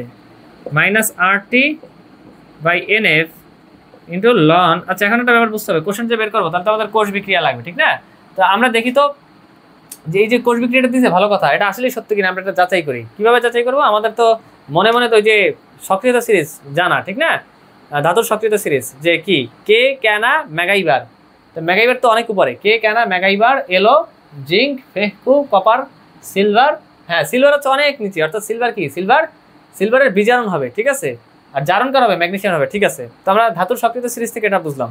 অ্যান্ড মান দেখেও কিন্তু আমরা বুঝতে পারি দুইটারই বিজারণে নেই, হ্যাঁ দুইটা বিজারণে দেওয়া আছে। অ্যান্ড কথা হচ্ছে নেগেটিভের দিক থেকে যার মাইনাস মান, অর্থাৎ যার মাইনাস মান বড় সে হচ্ছে কি সিরিজের উপরের দিকে থাকে, অর্থাৎ শক্তিশালী বিজারক, মানে তার জারণ ঘটে। তাহলে এই যে মাইনাস মান কার বড়? দুইটাই তো বিজারণ বিভব আছে, দুইটাই বিজারণ বিভব আছে, মানে ইলেকট্রন গ্রহণ করছে, ভালো কথা। তাহলে মাইনাস মান কার বড়? এর বড়, তার মানে সিরিজের উপরের দিকে আছে। তো সবভাবেই আমরা দেখতেছি ঠিক আছে, এটা এই রিঅ্যাকশনটা করাটা ঠিক আছে। তাহলে লন কিউ তাহলে আমরা কিভাবে দিব? উপরে যাবে কি প্রোডাক্ট সাইডের যে আয়নটা আছে সেটা উপরে, লন কিউ মানে কোশ্চেন বের করতেছি। তাহলে এখানে কি ম্যাগনেসিয়াম, আর নিচে কি? নিচে হচ্ছে সিলভার। অ্যান্ড মোল সংখ্যা যে থাকবে সে কি উপরে পাওয়ার আকারে চলে যাবে, পাওয়ার 2। ওকে, তাহলে এখন আমাদের কি করতে হবে? মাস্ট ইনট সেলটা তো ঠিকই বের করা লাগবে, নাহলে তো আমরা ম্যাথ করতে পারবো না, তাই না? তাহলে ইনট সেলটা কি হবে? ইনট, তোমরা আগে যেহেতু ইনট সেল বের করা লাগতেই আছে, নার্সের সমীকরণ যেহেতু ইনট সেল বের করা লাগেই, হ্যাঁ নার্সের সমীকরণ সলভ করতে গেলে ইনট সেল যেহেতু বের করা লাগেই, তাহলে তোমরা একটা কাজ করতে পারো যে ইনট সেলটা আগে বের করে নিতে পারো। হ্যাঁ, তো আমি হচ্ছে আগে না বের করে এখানে লিখতেছি, সমস্যা নেই, যে কোনোভাবেই তোমরা করতে পারবো, অসুবিধা নেই। তো E naught cell equals to E naught anode plus E naught cathode. E naught অ্যানোডে কি হয়? আচ্ছা এখানে স্পষ্ট হচ্ছে না,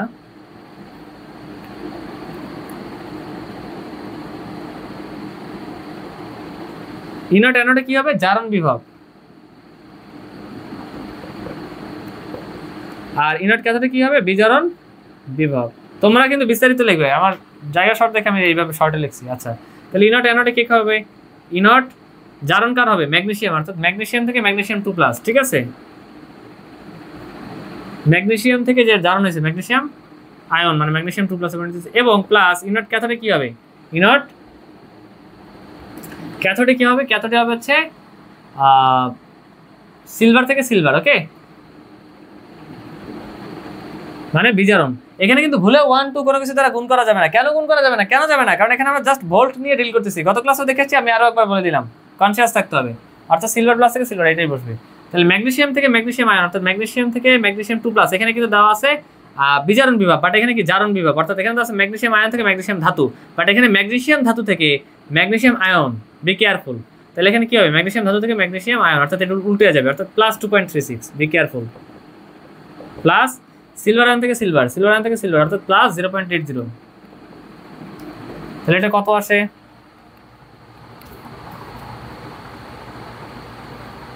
3.16 ভোল্ট। তো এখন এইটা এখানে কাজে লাগবে, কারণ ইনট সেল, এই যে ইনট সেল আমরা পেয়ে গেছি, এটাই কেটে দিচ্ছে আমাদের যা প্রমাণ তড়িৎচলক বল বা ইনট সেল। ওকে, এটা কি এখানে কাজে লাগতেছে? তাহলে ইনট সেলের মান কত পাইছে? 3.16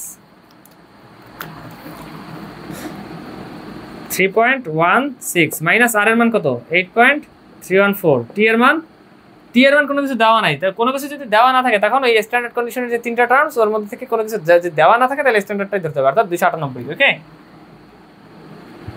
মানে 298 কেন, কারণ 25 ডিগ্রি সেলসিয়াস মানে 298, 273 সাথে 25 যোগ হবে। আচ্ছা, N electron involved in reaction 2, কেন 2? কারণ এই যে আমরা দেখি ম্যাগনেসিয়াম কি হয়েছে, ম্যাগনেসিয়াম 2টা ইলেকট্রন ত্যাগ করছে, মানে ম্যাগনেসিয়াম 2টা ইলেকট্রন ত্যাগ করে ম্যাগনেসিয়াম আয়ন, ম্যাগনেসিয়াম 2+ ইউনিট হয়েছে।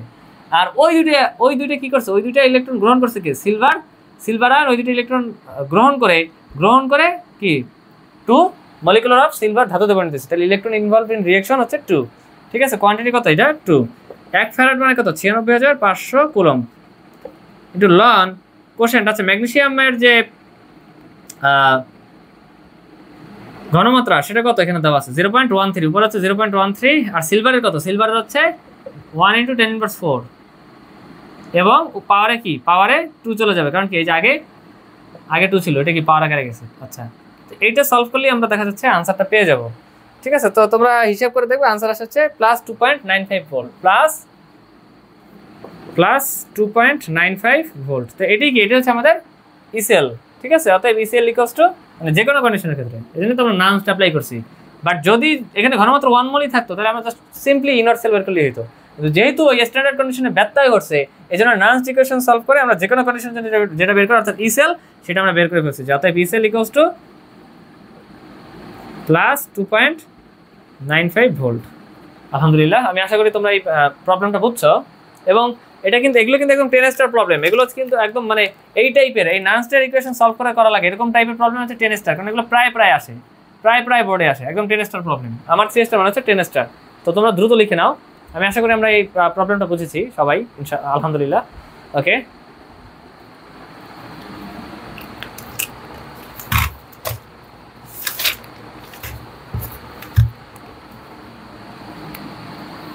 আচ্ছা, এখন আমি একটা সিকিউ সলভ করবো তোমাদের।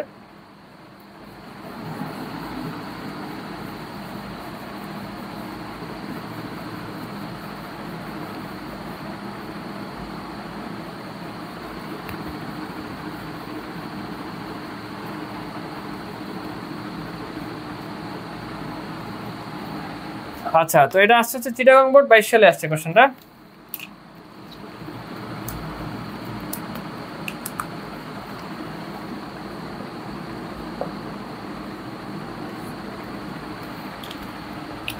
আমি দেখি কোশ্চেনটা কিরকম।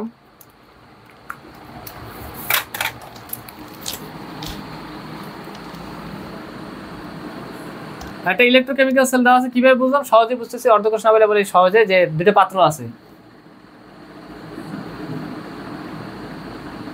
পাত্র আছে, হ্যাঁ, এটা হচ্ছে তাহলে কি অ্যানোড কি, অ্যানোড তড়িৎদ্বার নেগেটিভ, আর এটা হচ্ছে ক্যাথোড তড়িৎদ্বার কি ইলেকট্রোকেমিক্যাল সেলের জন্য পজিটিভ। আচ্ছা, তো এটা ধরো পি পাত্র, ওরা দিয়ে দিয়েছে, এটা হচ্ছে পি পাত্র, আর এটা হচ্ছে কিউ পাত্র। ওকে, আর মাঝখানে কি আছে, সল্ট ব্রিজ আছে। আর অ্যানোড তো নেগেটিভ, এটা আমরা জানি। আর ক্যাথোড কি, ক্যাথোড হচ্ছে পজিটিভ। ভালো কথা।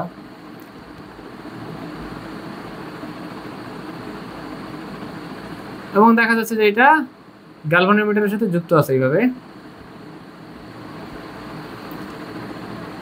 আচ্ছা, এবং এখানে দেওয়া আছে XSO4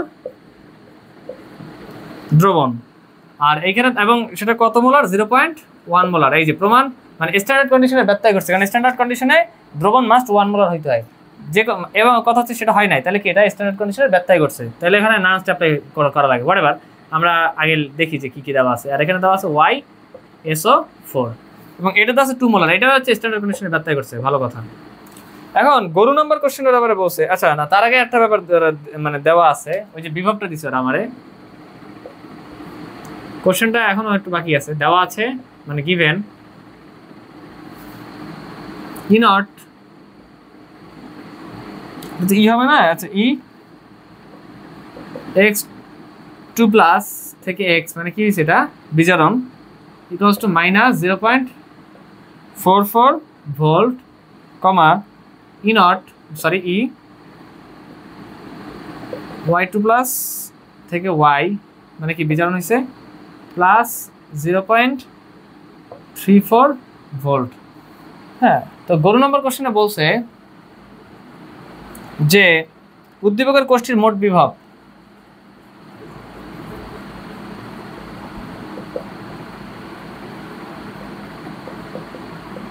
আগে গরু করি, দেন হচ্ছে আমরা ঘোড়া করবো ইনশাল্লাহ। উদ্দীপকের কোষ্ঠীর মোট বিভব। আচ্ছা, ভালো কথা। তাহলে এখানে আমাদের নান স্ট্যাপলাই হবে। কেন নান স্ট্যাপলাই হবে এটা তো আমরা দেখেই বুঝতেছি যে এখানে কি হয়েছে। ব্যাপারটা যেটা হয়েছে সেটা হচ্ছে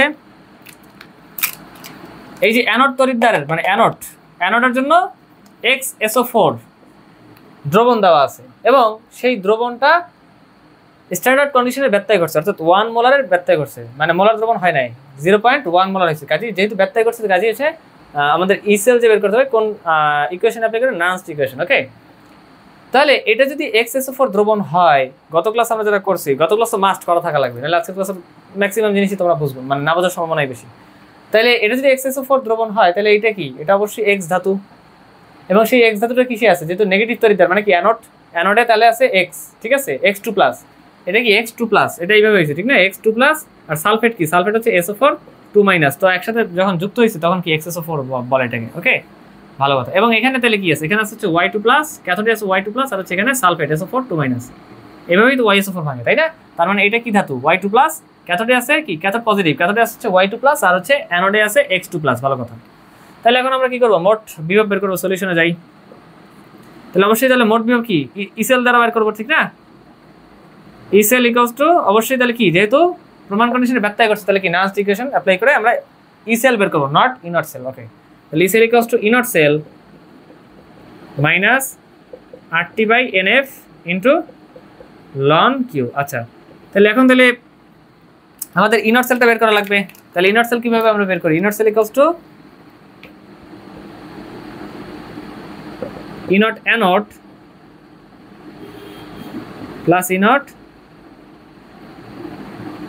ক্যাথোড। আচ্ছা, ইনট অ্যানোড মানে কি? জারণ বিভব, ঠিক আছে? ইনট অ্যানোড মানে জারণ বিভব, আর ইনট ক্যাথোড মানে বিজারণ বিভব। আচ্ছা, তাহলে এখন জারণ বিভব যে হইলো অ্যানোডে, হ্যাঁ, তাহলে হচ্ছে এখানে তাহলে আমরা কি বলতে পারি? ইনট অ্যানোডে তাহলে কি হবে? অ্যানোডে এটা যদি XSO4 হয়, তাহলে অবশ্যই X2+, মানে ধাতুটা কি, মানে যে ধাতুটা সেটা কি X ধাতু, ঠিক না? তাহলে X ধাতু থেকে আমরা বলতে পারি যেহেতু জারণ হবে, তাহলে X2+ পরিণত হবে।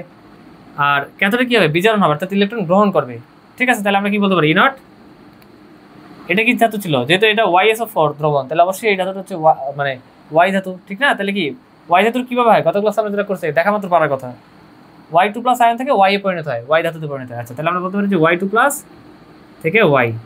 ভালো কথা। তাহলে X থেকে X2+, মানে আমাদের জারণ বিভব লাগবে। তাহলে কই গেল? এখানে তো বিজারণ বিভব দেওয়া, ঠিক না? ইলেকট্রন গ্রহণ করে X এ পরিণত হচ্ছে না, আমাদের লাগবে হচ্ছে জারণ বিভব, অর্থাৎ X থেকে X2+, তার মানে এটা উল্টে দিতে হবে, অর্থাৎ plus, be careful, plus 0.44 plus ইনট Y2+ থেকে Y, হ্যাঁ এটা ঠিক আছে, প্লাস 0.34। তাহলে এখানে কত আসে আমাদের? Plus 0.78 volt, plus 0.78 volt. এখন আমরা কি করব? ইনট সেল তো পেয়ে গেছি, ঠিক না? Plus 0.78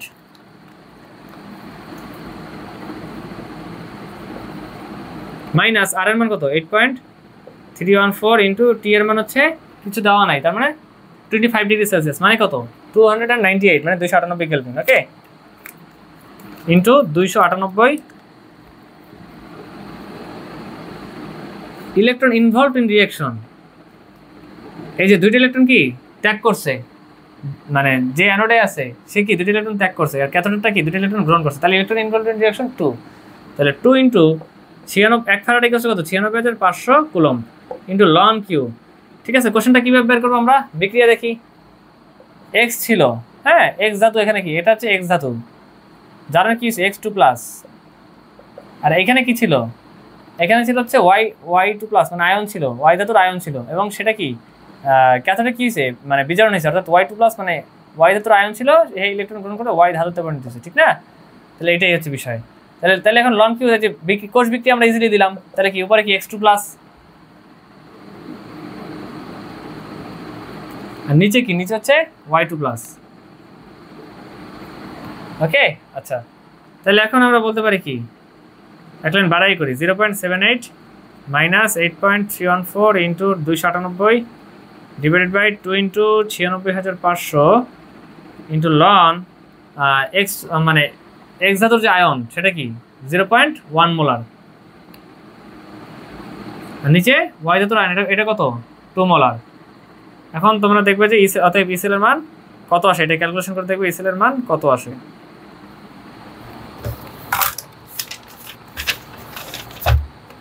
(0.818 volt. অতএব ইসেল ইকুয়ালস টু 0.818 ভোল্ট। এটি হলো আমাদের আনসার। তো আমি আশা করি টোটাল ম্যাথটা আমরা বুঝতে পারছি, আলহামদুলিল্লাহ। তো এবার আমি ঘোড়া নাম্বারে স্টার্ট করব, তোমরা দ্রুত লিখে নিবে।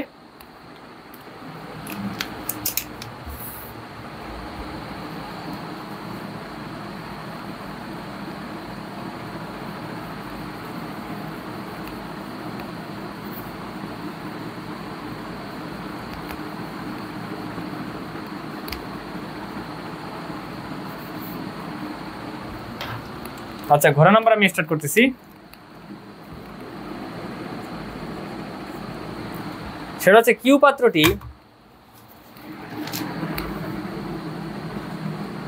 কোশ্চেনটা অনেকটা এরকম যে কিউ পাত্রটি এক্স ধাতু দ্বারা নির্মিত হলে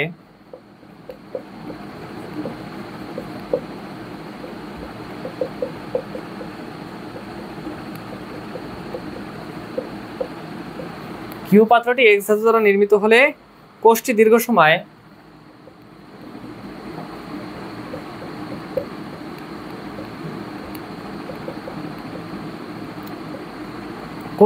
সময় সংরক্ষণের ক্ষেত্রে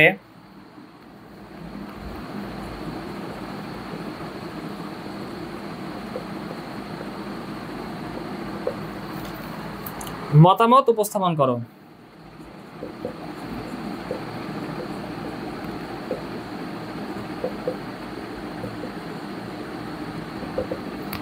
আচ্ছা, তো এখন আমাদের দেখতে হবে, তাহলে আমরা তো বাটিতে দ্রবণ রাখা যাবে কি যাবে না, বা পাত্রে দ্রবণ রাখা যাবে কি যাবে না, এই টাইপের হচ্ছে ম্যাথ করছে এবং আমরা পারি, আলহামদুলিল্লাহ। তো এখন আমাদের বলছি কি যে কিউ পাত্রটি এক্স ধাতু দ্বারা নির্মিত, মানে কথা হচ্ছে এই যে কিউ পাত্র, এটার পাত্র বিবেচনা করো, ঠিক আছে? ওই অর্ধকোষ এগুলো বাদ দাও, মানে এটা জাস্ট একটা পাত্র। তো এই কিউ পাত্রটি কোন ধাতু দ্বারা নির্মিত হয়েছে? এক্স ধাতু। তাহলে যে ধাতু দ্বারা নির্মিত এটা আমরা কি ধরতাম? অ্যানোড ধরতাম, ঠিক না?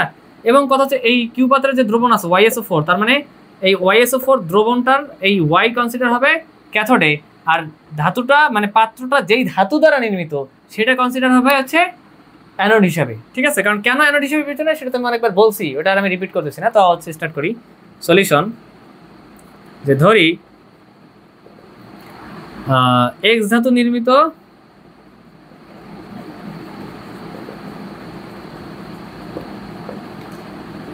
কিউ পাত্রটি অ্যানোড হিসেবে কাজ করে।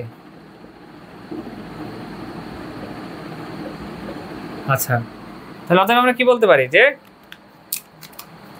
ইনট সেল ইকুয়ালস টু, চেক করা তো লাগবে, ঠিক না? E naught cell equals to E naught anode. অ্যানোডে কি হয়? জারণ বিভব। তোমরা ফুল লিখবে জারণ বিভব, আর ক্যাথোডে কি হয়? বিজারণ বিভব। ইনট ক্যাথোডে হচ্ছে আমাদের বিজারণ বিভব, ঠিক আছে?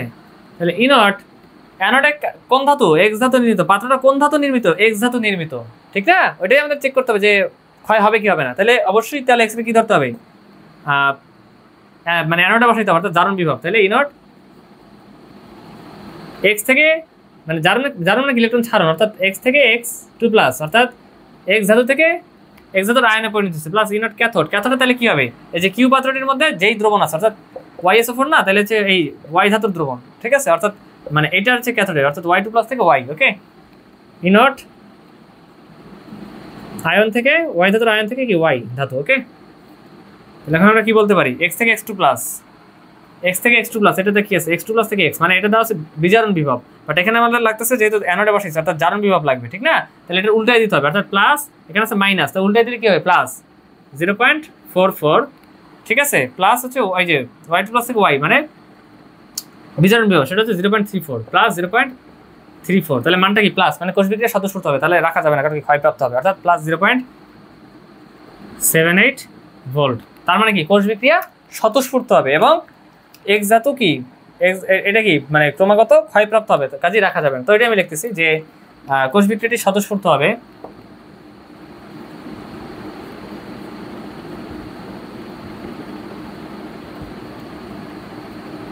কোষ বিক্রিয়াটি স্বতঃস্ফূর্ত হবে এবং দেখা যাচ্ছে যে এই এক্স ধাতু নির্মিত যে পাত্রটা, তাহলে এটা কি ক্রমাগত ক্ষয়প্রাপ্ত হবে। হ্যাঁ, ক্রমাগত ক্ষয়প্রাপ্ত হবে। আর যদি ক্রমাগত ক্ষয়প্রাপ্ত হয় তাহলে কি দ্রবণটা রাখা যাবে না। ঠিক আছে, তাহলে দ্রবণ রাখা যাবে না।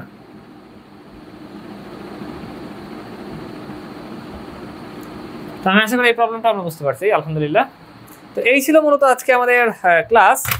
এখন আমি লাস্ট একটা ব্যাপার, সেটা হচ্ছে লবণ সেতু। লবণ সেতু বা সল্ট ব্রিজ নিয়ে আমি অনেক কথা বলছি, তো এটা আসলে কি আমি সেটা সংক্ষেপে তোমাদের বর্ণনা করে দিই। যেটা বললে তোমরা একবার মানে তোমরা, আমি আশা করি যে গত ক্লাসে এইগুলো সকলে করছো, অর্থাৎ বই রিডিং করছো, হোয়াট এভার। তো আমি লবণ সেতুর ব্যাপারটা ক্লিয়ার করে দিই। তো একটা নোট লিখবে লবণ সেতু রিলেটেড।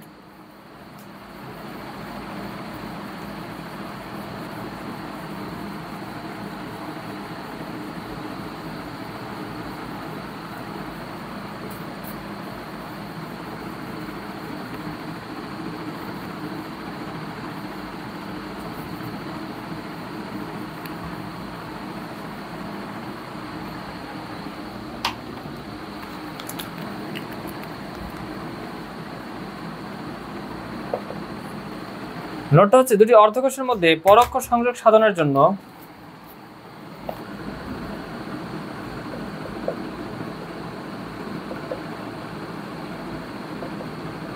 দুটি অর্ধকোষের মধ্যে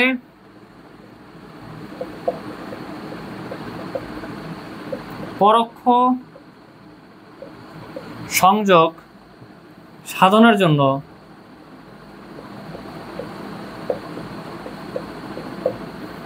ইউ আকৃতির বাঁকানো কাঁচনল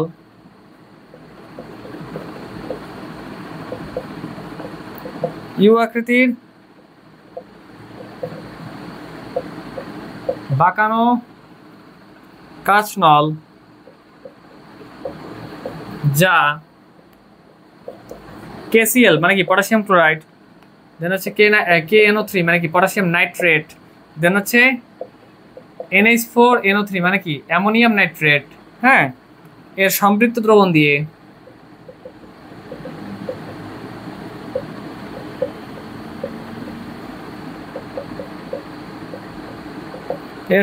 দ্রবণ দিয়ে পূর্ণ থাকে,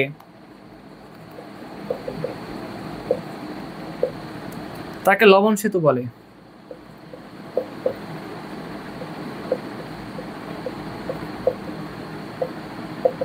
আচ্ছা,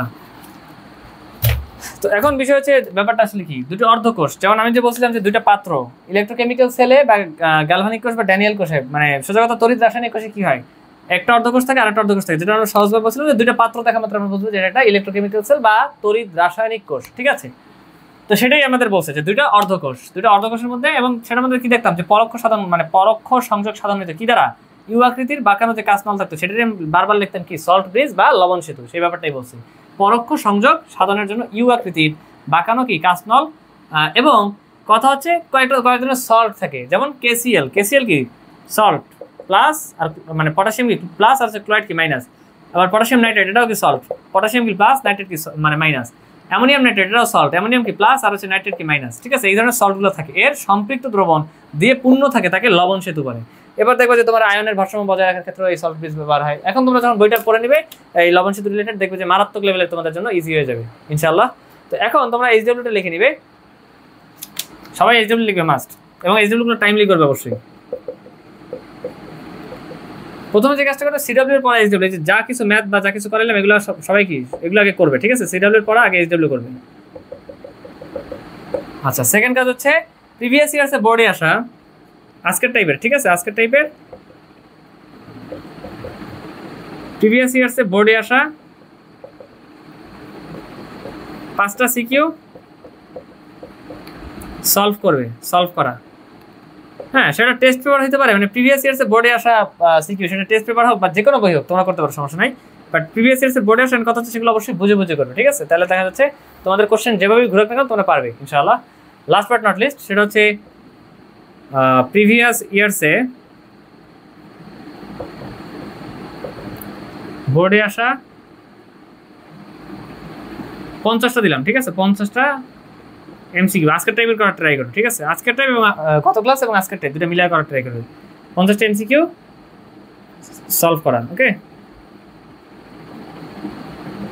আচ্ছা, এই ছিল আজকে তোমাদের ক্লাস। সকলে ভালো থাকবে, আশা করি তোমাদের সকলের সাথে আমার নেক্সট ক্লাসে দেখা হবে ইনশাআল্লাহ। তো আজকের ক্লাস এই পর্যন্তই, সকলে ভালো থাকবে, আসসালামু আলাইকুম।